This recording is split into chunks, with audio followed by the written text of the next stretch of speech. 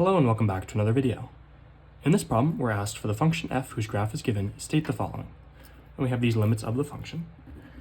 In part A, we have the limit as x approaches infinity of f of x. What we have to do is, well, we can't see off to infinity, but we have to, based off of the information that we have, make a guess off of the value which the function is approaching as the values of x increase past the visual of the graph that we have. We can see the behavior of the function right here, where the rate of change over the y-axis, right, the values of y are changing less and less, and they're approaching this line right here, right? We can't say for sure what happens, but based off of the information we have, we can assume that this is the value which f is approaching as we go off into negative infinity, which if we go over here is -1 and -2. For B, we have the limit as x approaches negative infinity of the function.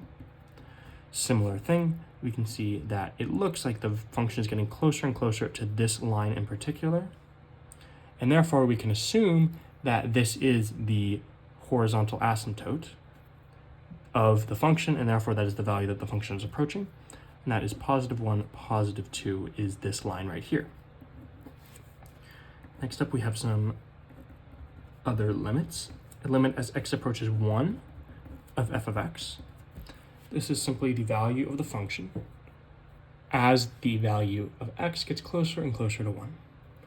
We can see that from the left and from the right, as we're getting closer to this value, x value of 1, the value of the function is getting bigger and bigger. We can therefore say it's going off to infinity.